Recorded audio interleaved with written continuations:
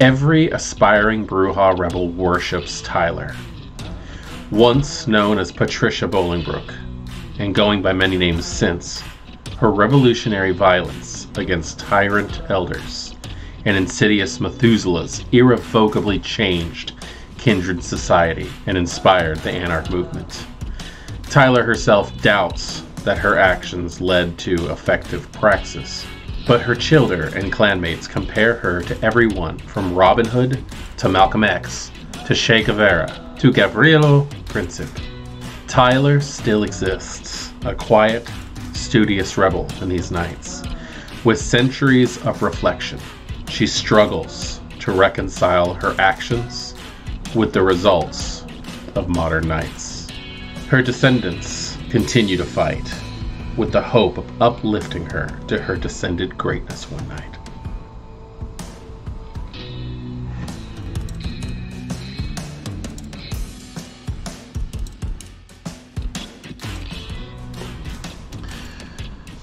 Greetings, Kindred. I am Voivode Maquette, and welcome back to our World of Darkness, where today is Metaplot Monday, and we're going to be going over one of our wonderful lore sheets provided to us in Vampire the Masquerade 5th edition. And I know I say this all the time, but I cannot get over how much I love the addition of lore sheets.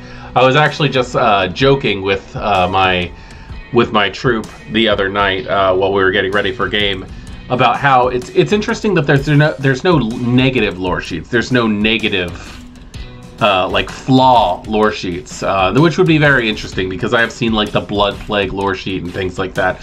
What if negative lore sheets actually existed? No, that is just a thought, and perhaps I'll deal with that later in some other video if I can think of good examples of what would make a good negative lore sheet. But today we're here to talk about the Descendants of Tyler. Patricia Bolingbroke, probably one of the most famous Brujah in the World of Darkness. She is Robin Hood. She really is. I mean, she came from nothing and took the name of her lover who passed away, was embraced in a prison, and became an unstoppable force that took down so many tyrant princes. Just as a neonate, she was an inspiration. If we wanted to talk about anybody nowadays who fits into that, we got Theo Bell, sure. We've got Annabelle from LA by Night, who's really taking up that mantle. Rudy, Gangrel, but still somebody who is sparking the revolution within the World of Darkness, bringing the Anarch movement back up to its glory before it bowed down to the Camarilla and its structure. I wonder what would happen if Patricia got herself out of her slump, if she actually did take on a leadership position. I think that's what the Anarch party might be missing for the most part. Yes, there are barons, but there's no central leadership, and I understand that is a slap in the face to the concept of anarchs in general. But I'm not talking about dictators. I'm talking about respected, experienced individuals, not necessarily elders, but individuals who know what they're doing. And again, I give the names of Tyler, Theo Bell, Rudy, Hesha for the ministry. These are all people that could be considered a council to maybe have something like the conclaves that the Camarilla have, where it's an open forum and anybody can talk, and these individuals would just give their advice on situations, not necessarily enforcing anything, but at least giving their opinions on what they have gone through. I think that really is something that the Anarch society is missing, because the further we get into V5, and I'm running Anarch currently, the more I'm finding that the Anarchs are changing. I don't know if I want to say evolving or de-evolving, really, because the barons are acting more as princes. And that's not exactly what they are meant to do. They're meant to be mentors, and they're supposed to be the seat of organization. But they're not supposed to bark orders. That being said, let's go ahead and take a look at what the Descendants of Tyler Loresheet truly has to offer. Investing 1 trait into this gets you Instigator. Once per story, whenever you attempt to persuade a mortal crowd into a violent action, your hot-blooded nature adds 2 dice to your dice pool to do so.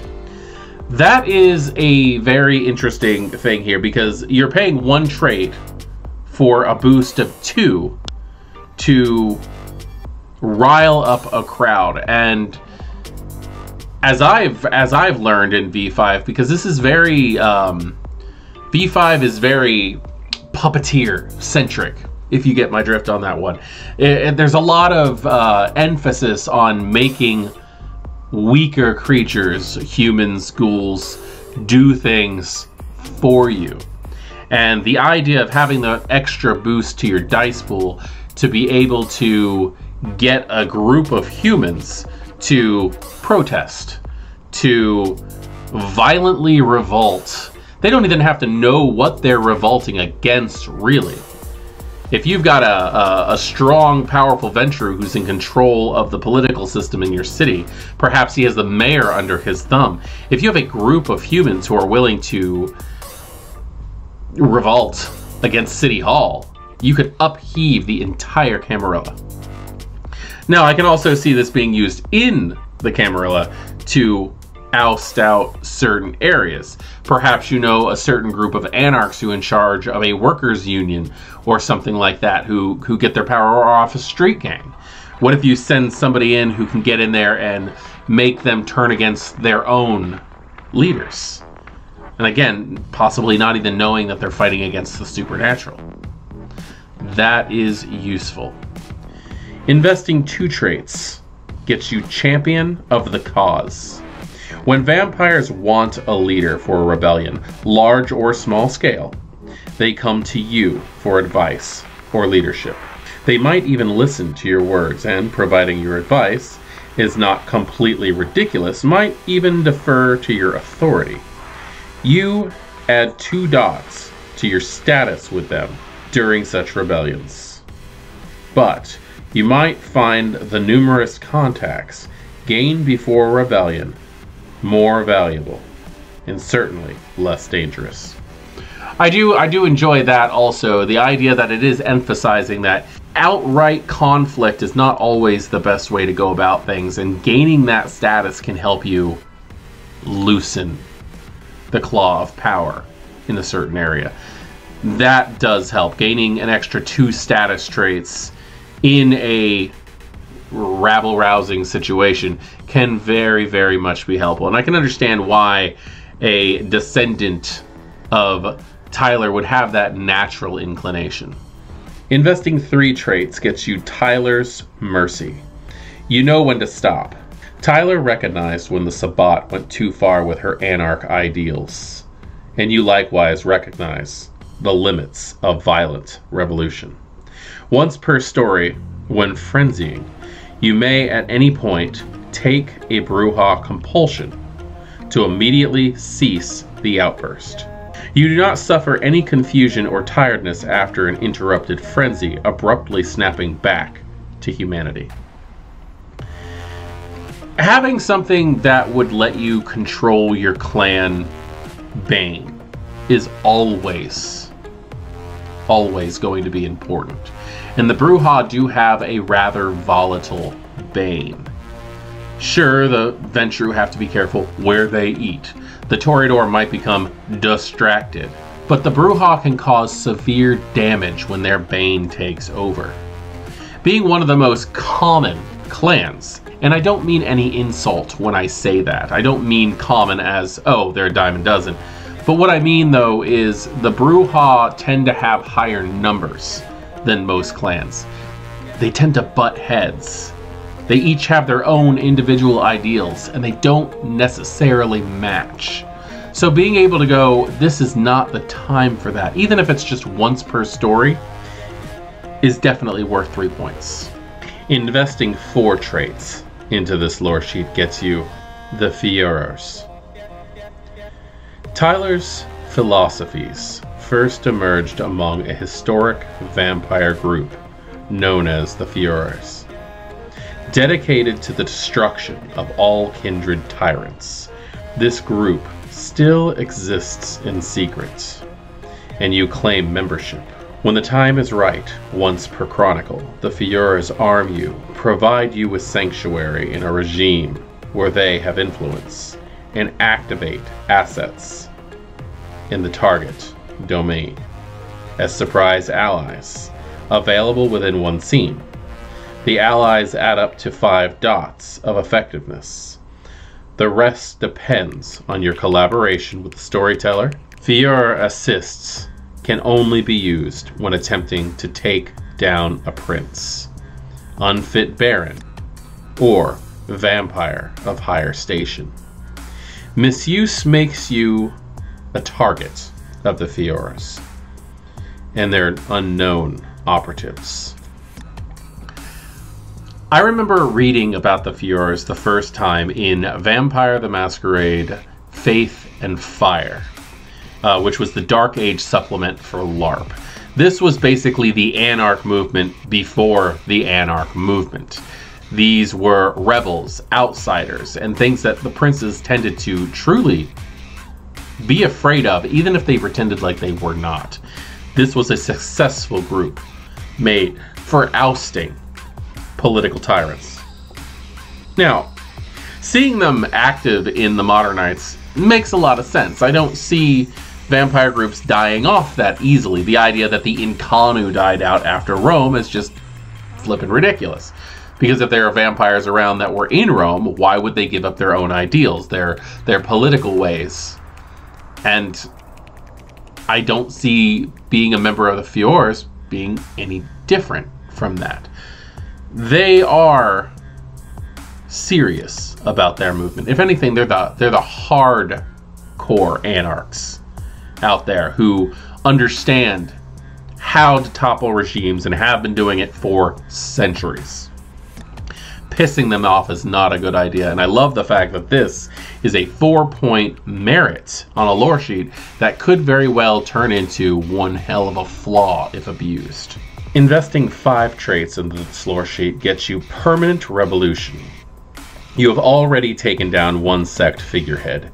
You now lead an army of revolutionaries to sweep the board of neighboring Regne. For as long as you keep fighting and are not found to be indulging in the luxuries of station, Anarchs stop to listen to your every word. And Brujah Anarchs do exactly as you say, including embarking on suicide missions. No roles are required if your speech is strong and argument convincing enough. That is one hell of a 5-point merit.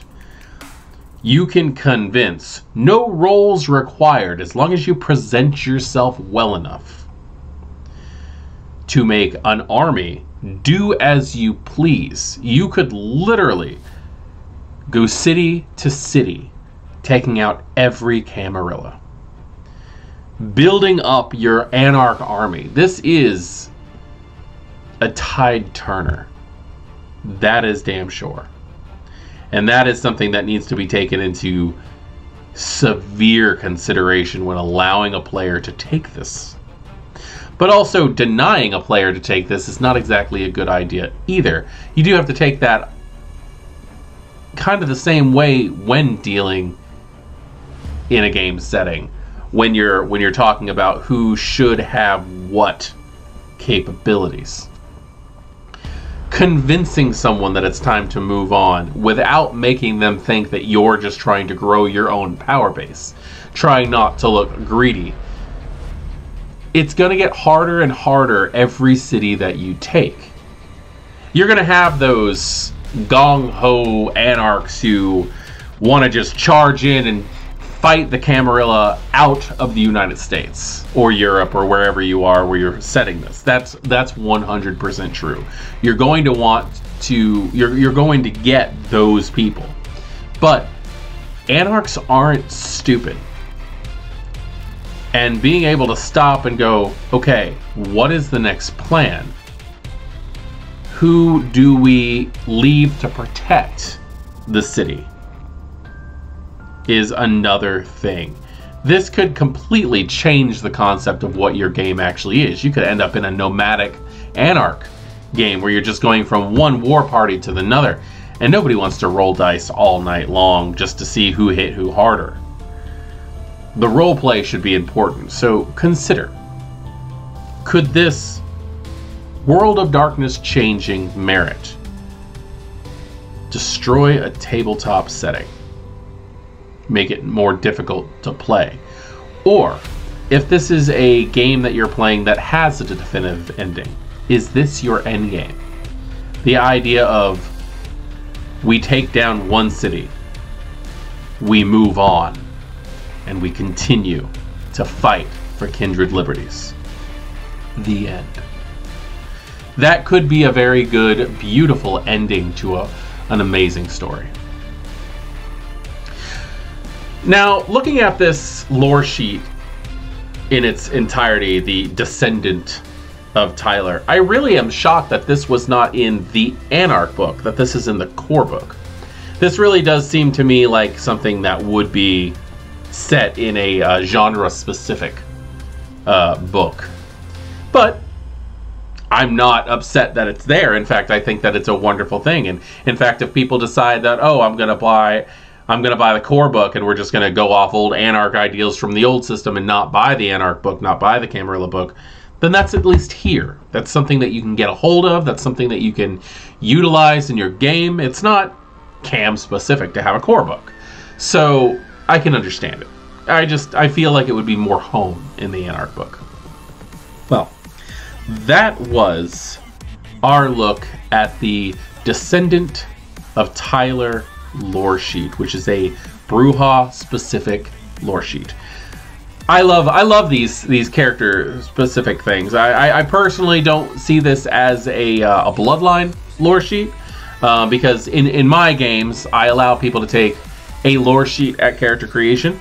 But if they are playing a clan that has a bloodline lore sheet, I let them take that also. I don't say, oh well, you're part of a bloodline, therefore you're part of a meta plot storyline. But this is part of the overall meta plot of Vampire the Masquerade 5th edition, where the Sabbat were originally forced out due to simplification and trying to turn them more into the monsters that nobody gets to see.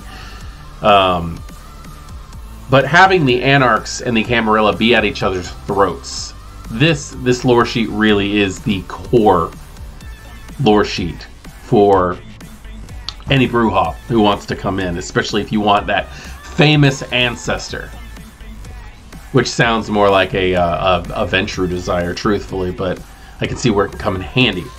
But I do prefer my Anarchs to get their status and their notoriety through their actions in the Anarch movement and not through who's yo daddy situations. So, that being said, thank you very much for joining me. I am Voivode Maquette. This has been a Metaplot Monday, which I've missed doing so much, and I am so glad to be back in the groove of things, and I will see you next time in our World of Darkness.